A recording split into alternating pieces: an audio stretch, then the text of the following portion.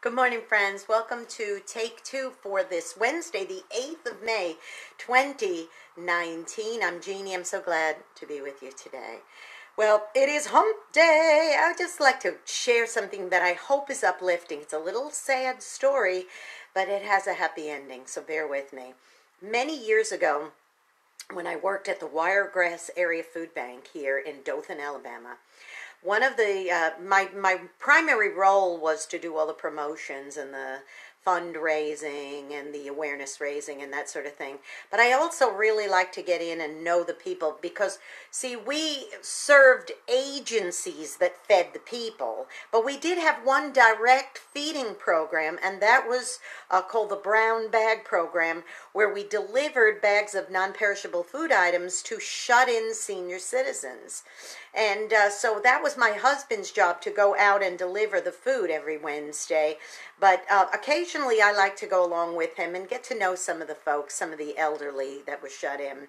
And on this one particular Wednesday, I went along with him on his run.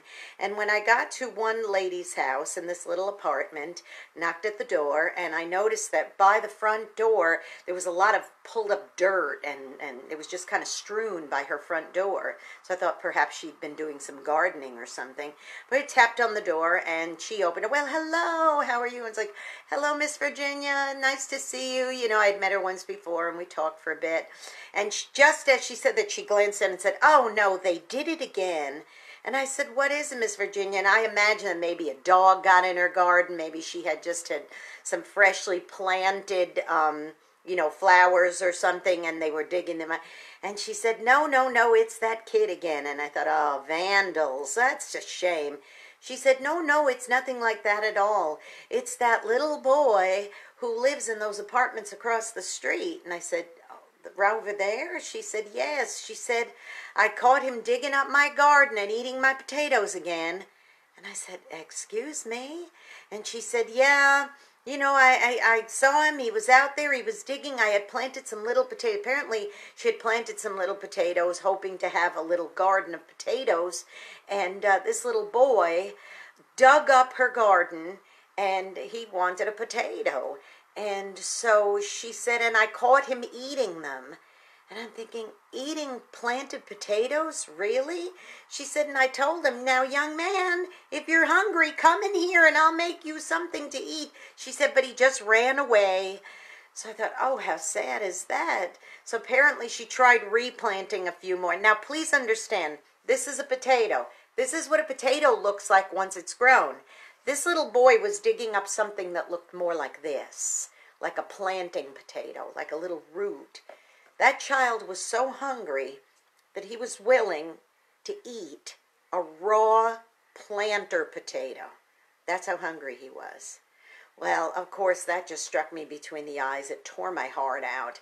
And I said, we've got to do something about this. So when we got back to the food bank, I immediately told the people who look after situations like this, and they went out of their way to make sure immediately the ball was rolling, to contact the powers that be, to make sure that the little boy, turned out, was 4.5 years old.